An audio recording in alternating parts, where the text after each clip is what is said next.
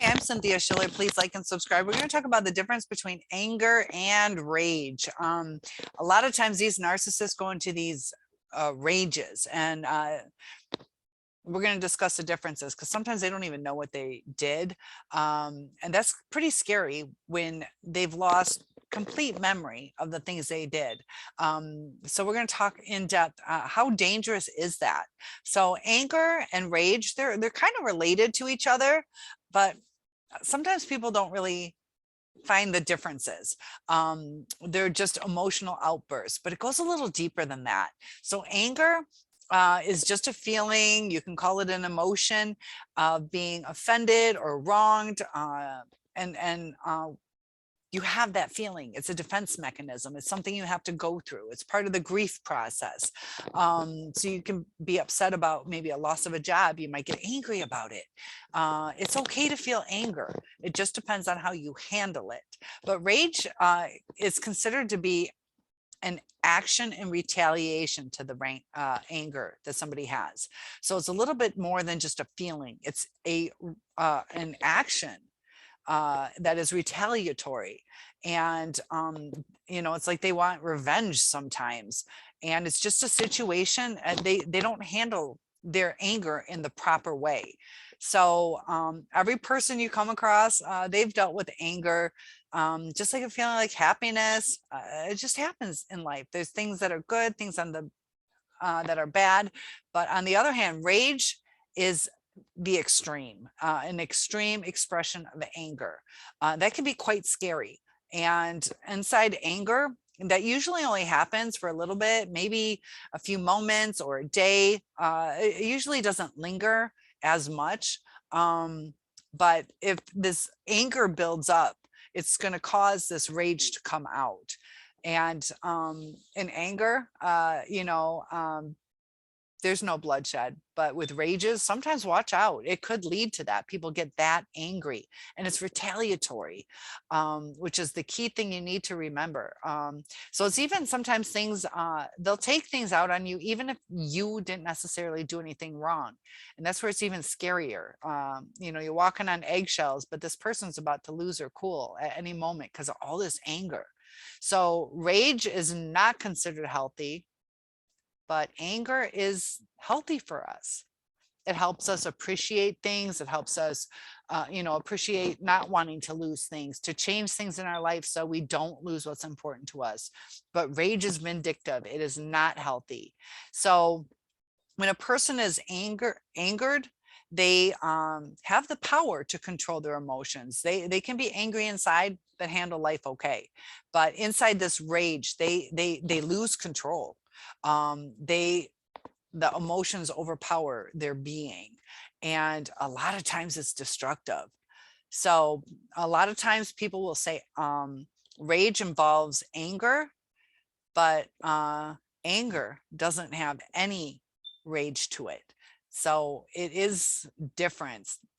So rage has fear, desperation, panic, angry feelings, and a need to expel this. And it builds up so much that sometimes all that adrenaline, everything that's going on, causes them to go into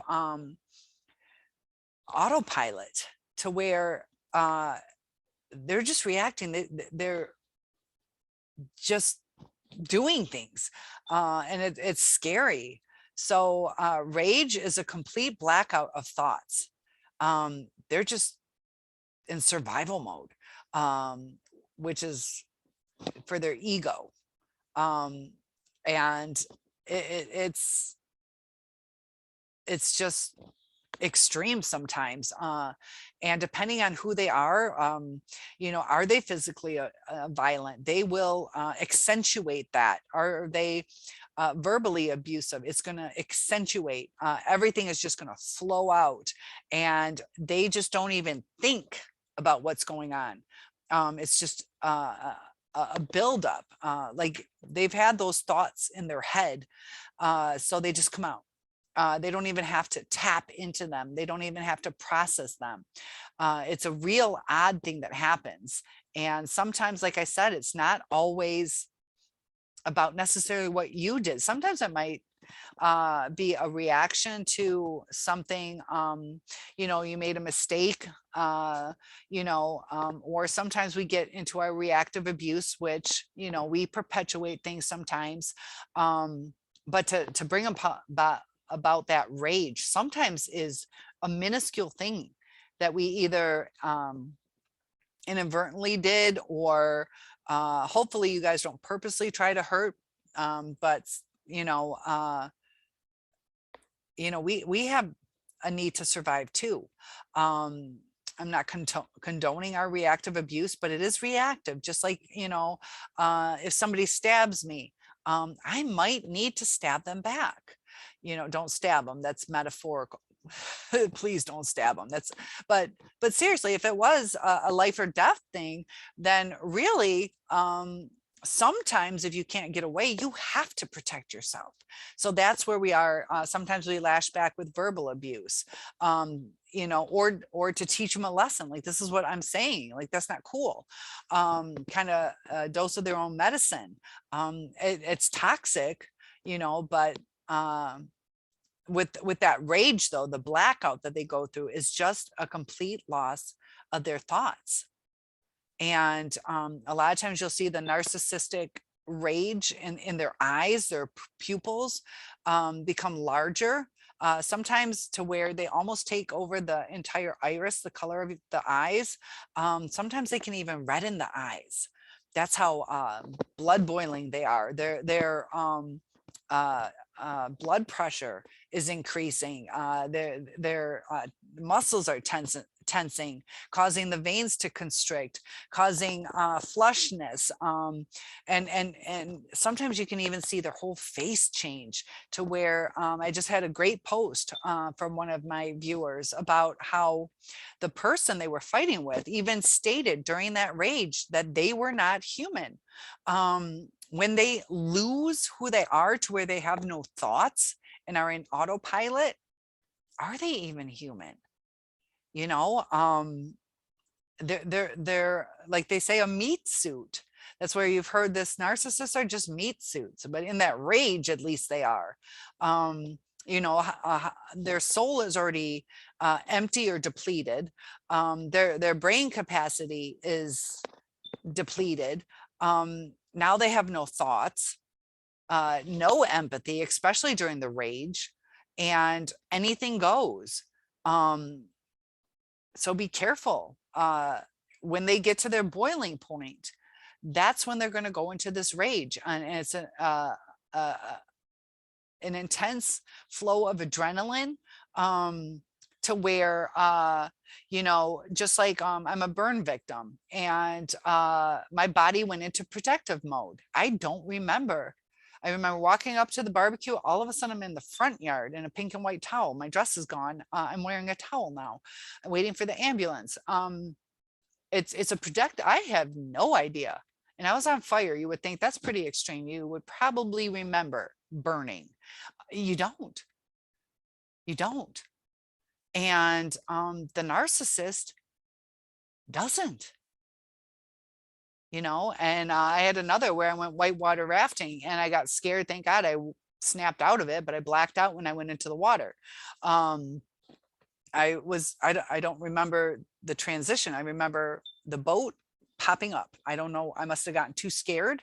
Because when I was camping in 10th grade, they talked about a camp counselor who got hypothermia and died trying to help campers out. So I was a little scared. Like, you don't tell me that story before I go.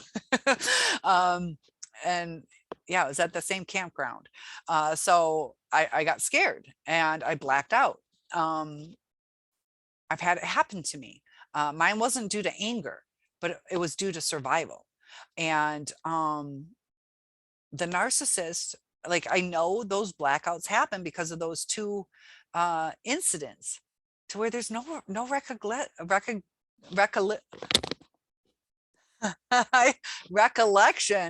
of what happened. And no matter how much you say, did you remember that the back boat this, or you hit a rock, or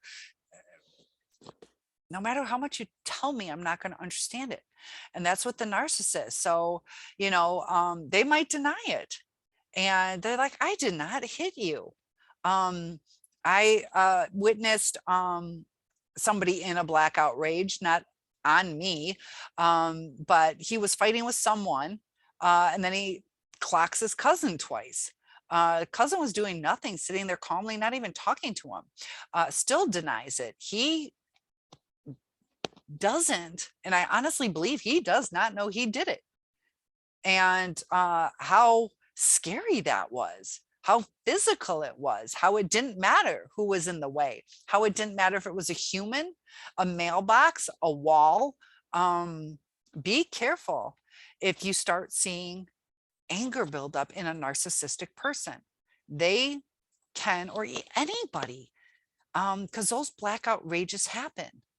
And the narcissist already does not know how to handle emotions. And that's the key difference, handling the emotions, taking care of them before they get out of hand. But they just have so much going on already, all this inner turmoil that you add to it. Just like water, water is not going to boil at 211 degrees. You add 1 degree to it, it's boiling. Same with ice, the opposite way, 32, 33 degrees. Sometimes it takes just that little bit and it changes everything. So gauge where you are, how high up on the boiling scale or the frozen scale are you in this narcissistic relationship? Because if you stay and if it continues on, it's going to explode, or it's going to be a whole different thing, not what you wanted. You didn't want it frozen solid and completely different than what you went into. You didn't go into that kind of relationship. You didn't go into an explosive relationship. It got that bad. And, if you guys have tried to make things better and it doesn't get better, leave for your sake. Because even like that guy's cousin, completely innocent, and got clocked in the face twice, hard. Like, this guy's extra strong, and they don't even remember. So are they going to work through that? Like, man, I shouldn't have done that. Like, what was I thinking? They're not, I have no emotions to work through with that burn. Maybe I did growing up with some scars, or saying I got burned because I had my mom's Dutch accent. I couldn't say the word burnt or burned. So that's what was traumatic for me. But I don't need to work through that. There's no memory of it. So the narcissist is going to do the same thing. Like, whatever, we got in a fight. Okay, whatever. I believe you. All right. I didn't hit you though. I wouldn't do that. They're not going to work through it. So they don't work through it. Are they going to change it? So thanks for your post to that viewer. And one-on-ones are available. Topic requests are adored. And I do try to respond to everybody. So feel free to comment below.